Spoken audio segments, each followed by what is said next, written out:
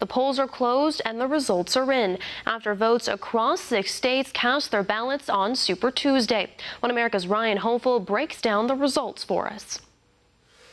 It's all about shaking out at this point. The primary races are mostly said and done. But after Tuesday, it's a safe bet that Donald Trump and Hillary Clinton will represent their parties during the general election. Clinton won big this Tuesday, claiming the biggest prize of the night, dominating out west in California. California wants a positive future.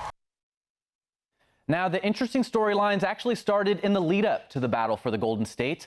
Throughout this election, Bernie Sanders has been saying that if there was high voter turnout, he could beat Hillary Clinton.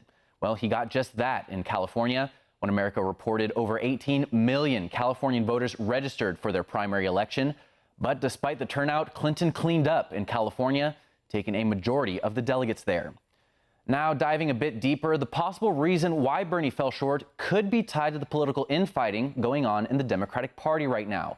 House Minority Leader Nancy Pelosi, who's the high-ranking Democrat from California, said that she would not endorse a candidate until after her state voted. She didn't want to affect the turnout going into this Tuesday's primary. But Pelosi changed her mind, endorsing Clinton on the day of those primaries, just a few hours after the Associated Press, one of the most trusted names in news, called the race for Hillary Clinton as well. Now, you could argue that the news caused some disheartened Bernie supporters to stay home altogether and avoid the long lines at the polls, handing Clinton the easy wins on Tuesday. Now, though, it's a question of what Bernie does moving forward. We are going to fight hard. We are going to fight hard to win the primary in Washington, D.C.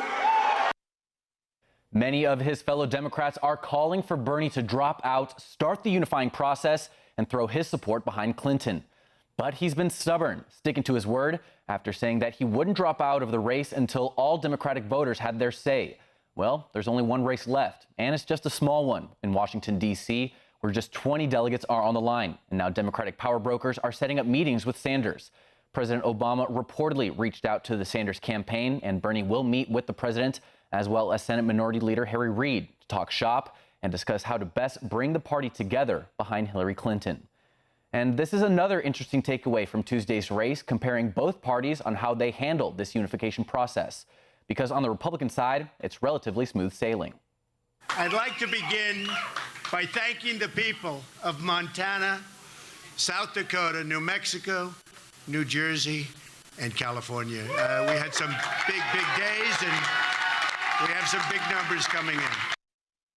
The unchallenged Trump swept all states on Tuesday and locked up the pledged delegates needed to win the nomination, as well as gotten a head start, getting cozy with Republican figureheads like Paul Ryan as well.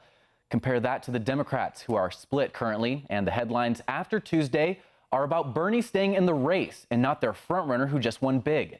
It's a sign that Hillary Clinton may have more work ahead of her before the Democratic National Convention, where as the Democratic nominee, she'll not only need to win over undecided voters nationwide, but the critics in her own party as well. Here in studio for One America News, I'm Ryan Hoefle. Back to you at the desk.